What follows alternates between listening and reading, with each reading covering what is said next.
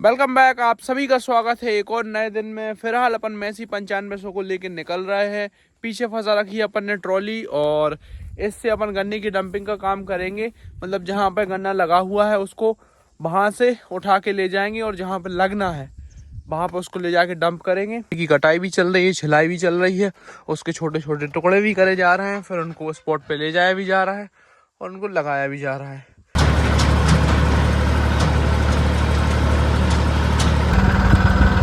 भाई साहब पहली बीच की ट्रॉली भर गई है, निकलते हैं डंप करके आते हैं। बाकी ये तो डीपियां हैं जो कि जल गई थी, अब आ गई हैं वापस से रिपेयर होके। इनको आज रखवाने बहुत परेशान थे भाई, डीपी जल गई थी। कुछ गेहूं तो अपना सूखने की कगार पे आ गया है।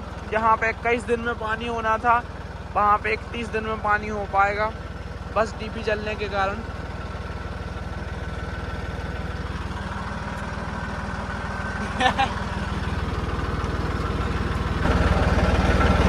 सुबह से पाइप को ज़्यादा मोड़ना नहीं चाहिए वरना टूट जाता है, क्योंकि कल मैंने एक पाइप तोड़ा है तो अब कोई पाइप मोड़ता है तो मुझे थोड़ी दिक्कत सी होती है। तो कुछ इस टाइप से अपन बीज रखते हैं भाई, ऐसे बेड पे रखते जाते हैं। मेरा अपना दूसरी ट्रॉली बीज, एक ट्रॉली अपन बिछा आए हैं खेत में, को भी लेके चलते हैं भाई, खेत में डाल के आते हैं।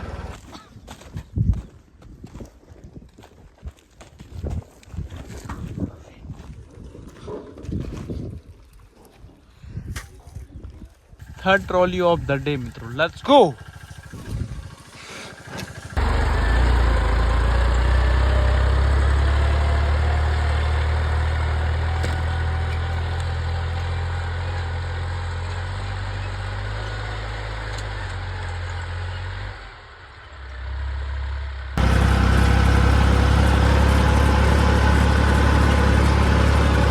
अब अपन हाई के दूसरे में भाई यहाँ से रिवर्स करेंगे और यूरिया की बोरियां डलवा के लाएंगे।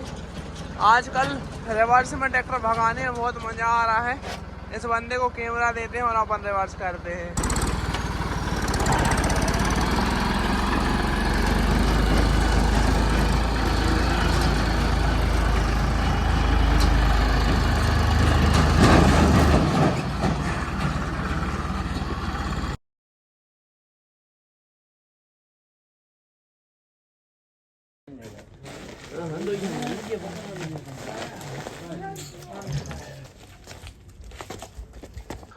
तो भाई साहब ट्रॉली के अंदर अपन ने 2 बोरी यूरिया, इक्कू और जिंक सल्फेट जो कि 33% वाला है वो रख लिया है और अब निकलते हैं खेत की तरफ।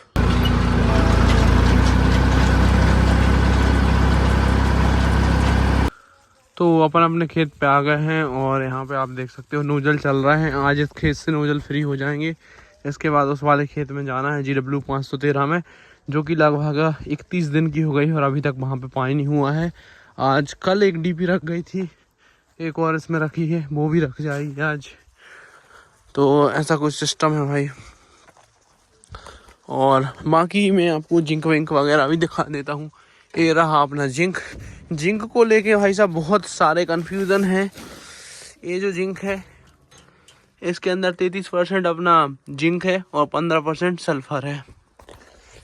मेनली 4 टाइप के जिंक आते हैं।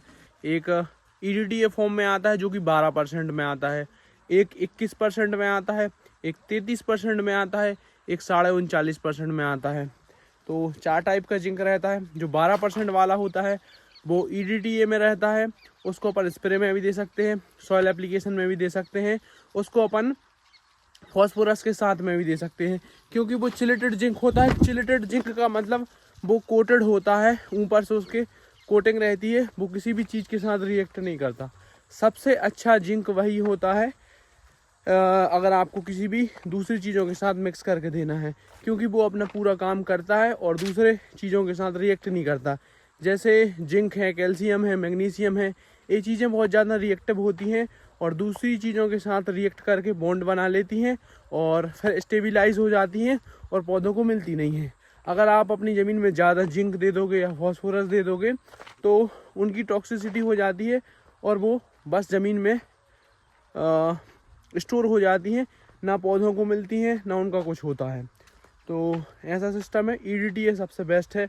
उसके बाद अगर देखा जाए तो जिंक सल्फेट सबसे पुराना जिंक है और सबसे ज़्यादा इस्तेमाल होने वाला जिंक है। ये 21% में भी आता है, 33% में भी आता है। जो 21% में आता है उसको अपन हेप्टाहाइड्रेट बोलते हैं, जो 33% में आता है उसको मोनोहाइड्रेट बोलते हैं। दोनों में कुछ खास डिफरेंस नहीं है, बस इनके डोज में डिफरेंस है। जो 21% वाला है वो लगभग 20 से 25 किलो हेक्टेयर जाता है और जो 33% है वो 10 से 15 किलो हेक्टेयर जाता है। तो वो 100 किलो में 33 किलो रहता है और एक जो दूसरा रहता है वो 100 किलो में 21 किलो रहता है। तो थोड़ी उसकी डोज बस बढ़ानी पड़ती है, कोई ख़ास डिफरेंस नहीं है। जो चौथा जिंक है वो जिंक 39% है, जो कि जिसको अपन जिंक ऑक्साइड बोलते हैं। तो जिंक ऑक्साइड जो है उसको अपन स्प्रे फॉर्म में भी दे सकते हैं और ज़्यादातर स्प्रे में भी दिया जाता है, लेकिन अब उसको अपन यूरिया के साथ मिलाकर भी दे पा रहे हैं। तो उसको यूरिया के साथ भी मिलाकर दिया जा सकता है। कार्डो को 39% है, उसको लेकर भी लोगों के दिमाग में बहुत सारे कन्फ्यूजन है। कुछ लोग बोलते हैं कि वो सबसे अच्छा काम करता है, सबसे बढ़िया जिंक है। कुछ लोग बोलते हैं कि भाई ये बहुत बेकार जिंक है, सिर्फ नाम का जिंक है, रिजल्ट इसके कुछ नहीं आते, ये पत्तों के थ्रू एब्जॉर्ब ही नहीं होता। तो पता नहीं, अपन इसको अब ट्राई कर रहे हैं और डाल के देख रहे हैं कि कैसा क्या रिजल्ट आता है। जो भी रिजल्ट आएगा मैं आपको दिखाऊंगा। अपन ने जिंक सल्फेट भी डाल रखी है, चिलेटेड जिंक का स्प्रे भी कर रखा है और अब इसको भी ट्राई कर रहे हैं 39% वाली को। तो जो भी रिजल्ट आएंगे मैं आपको बताऊंगा कि ये सही है कि नहीं है। अगर आप लोगों को डालना हो तो डाल सकते हो, नहीं डालना हो तो मैं डालने के बाद आपको रिजल्ट बताऊंगा कि कैसे रिजल्ट आए हैं। और जिनने भी डाला हो वो 39.5%, तो भाई कमेंट में ज़रूर बताओ कि इसके रिजल्ट आते हैं नहीं आते हैं, कैसा क्या इसका रिस्पॉन्स है। तो ये आप गेहूं की कंडीशन चेक कर सकते हो और इसमें मैं आपको एक आध कोई रैंडम से पौधे में कल्ले गिनवा देता हूँ। ये देखो, एक सिंगल पौधा ही है, 1 2 3 4 5 6 7 8 कल्ले हो गए भाई। 8 कल्ले यानी कि पर्याप्त है भाई। इसके बाद अगर ये कल्ले भी नहीं करेगा तो अपना काम चलेगा। और इसमें अपन ने कचड़े की दवाई डाली थी। इसमें जब कचड़े की दवाई डाल रहे थे उस टाइम की क्लिप मैं आपको दिखा दूंगा। और अभी भी आप देखो कितना ज़्यादा कचड़ा है, देख सकते हो भाई। लेकिन अब आप देख पा रहे हो इसकी क्या कंडीशन हो गई, ये नीचे को बेंड हो गया है और इसमें अभी 2 या 3 दिन ही हुए हैं दवाई डाले हुए। तो कुछ ऐसी कंडीशन हो गई है, अब ये सारे के सारे पौधे मर जाएंगे। तो जो दवाई है उसके रिजल्ट अच्छे आए हैं, थोड़ा ये स्लो काम करती है। बाकी आप देख सकते हो कचड़ा बहुत ज़्यादा था, कचड़ा ख़त्म हो रहा है और 5-6 दिन बाद मैं आपको दिखाऊंगा ये सारा का सारा सूख गया होगा। बहुत ज़्यादा कचड़ा है भाई। और गेहूं पे कुछ खास झटका नहीं है, देख सकते हो कलर बाकायदा गेहूं ने जैसे का तैसा ले रखा है। इसमें अपन ने जिंक भी नहीं डाली है, इसमें सिर्फ अपन ने जो अपना 50 किलो 45 किलो यूरिया है उसके साथ साथ लाटू इक्कू सोमिटोमो का वो डाला है और कुछ नहीं डाला है। 3 दिन 6 दिन तक 9 तीचे को 12 3 5 15 20 तो है यार, बहुत नहक सी रहा है।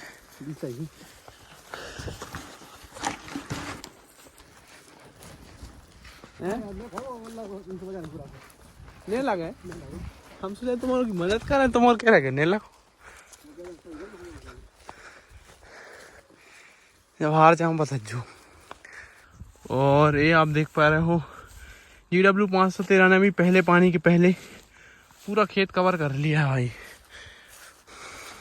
अब इस पर पहला पानी होगा और उसके बाद इसमें कचड़े की दवाई डालेंगे। कचड़ा बहुत ज़्यादा है नहीं, देख लेंगे जैसा जो प्लान बनेगा। वैसे कचड़े में कोई कसर नहीं छोड़नी चाहिए भाई, थोड़ा बहुत भी दिख रहा है तो दवाई डाल दूँ, लेकिन इसमें बहुत कम दिख रहा है। अपन देखते हैं थोड़े ध्यान से। एक पौधा ये मिला अपन को, एक ही मिला, तो देख लेंगे जैसा जो कुछ प्लान बनेगा। तो इनको बाहर फेंकते हैं और ट्रॉली में गन्ना भरवाते हैं।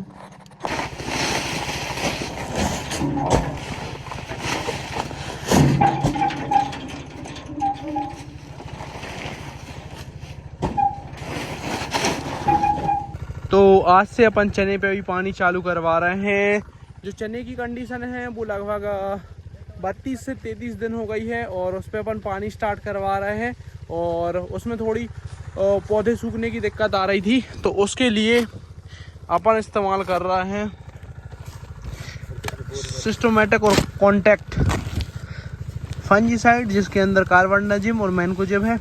तो ये अपन लगभग ही कितने का है, 1 किलो का पैकेट है। एक बोरी में लगभग आधा पैकेट डाल रहे हैं और यूरिया डलवा रहे हैं। एक बोरी अपन करेंगे लगभग 1 एकड़ में 20 किलो यूरिया डालेंगे चने में, और एक बोरी में अपन 500 ग्राम डाल रहे हैं, मतलब 230 ग्राम कार्बेंडाजिम मैनकोजेब डाल रहे हैं। उसके साथ साथ थायमेथाक्साम भी मिक्स कर रहे हैं। तो चने के लिए अपन फंगीसाइड और इंसेक्टिसाइड दोनों दे रहे हैं, यूरिया भी दे रहे हैं। खेती में खाद देने की जब बात आती है तो काफ़ी ज़्यादा कन्फ्यूजन का विषय है। अगर काफ़ी सारे लोग ये बोलते हैं कि भाई चने के अंदर अपन को यूरिया नहीं डालना चाहिए, वरना उसके अंदर जो नेचुरल बैक्टीरियाज हैं वो डेड हो जाते हैं। कुछ लोग बोलते हैं यूरिया डालने से अच्छा उत्पादन मिलता है। तो it actually depends upon the condition. अगर आपका जो चना है उसकी ग्रोथ बहुत ज़्यादा अच्छी नहीं हो रही है, एक्सीलेंट नहीं है, तो आप उसमें यूरिया डाल सकते हो। उसमें उमलने की, सूखने की समस्या आ रही तो उसमें आप फंजीसाइड मिला के डाल सकते हो। और अगर आपको थायमेथाक्साम या फिर एमिडाक्लोप्रिड डालनी है तो वो भी डाल सकते हो। जैसे आप देख सकते हो, मैं आपको एक आध दो पौधे गेहूं के दिखाता हूँ। ये देखो, इसमें अगर अपन ने ये देखो कितनी ज़्यादा फंगस है।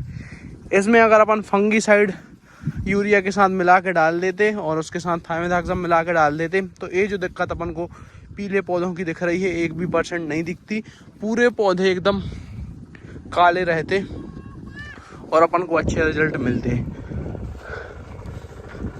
क्या मिल रहा हो जो लाल लाल से नहीं मिल रहा। चने के लिए डोज तैयार है, थायमेथाक्साम, कार्बेंडाजिम और खाले और कार्बेंडाजिम और मैनकोजेब।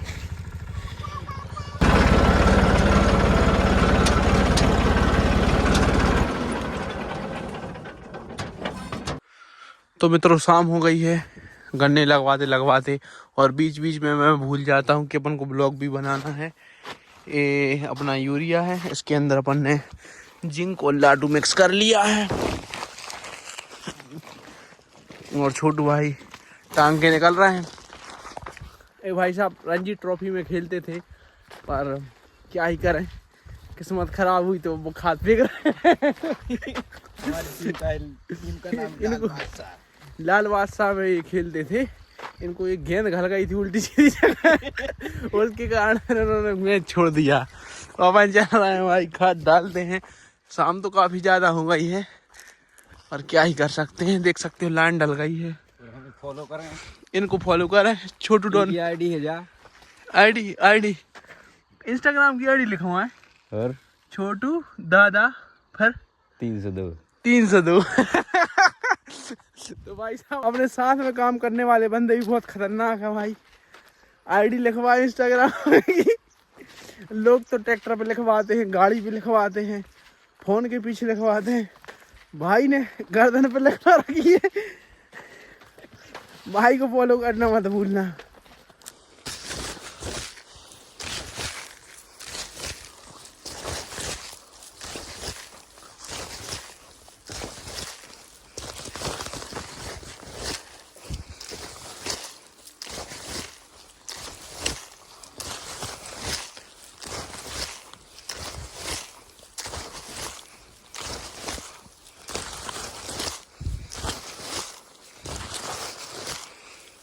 ये जो आपको पीला पीला गेहूं दिख रहा है, ये कम्पैक्टेड लेयर के कारण बना है। यहाँ से अपन ने ट्रैक्टर वगैरह बार बार निकाला है, सोयाबीन की या फिर मक्के की कटाई के बाद, उसके कारण इतनी जगह का जो गेहूँ है वो पीला है।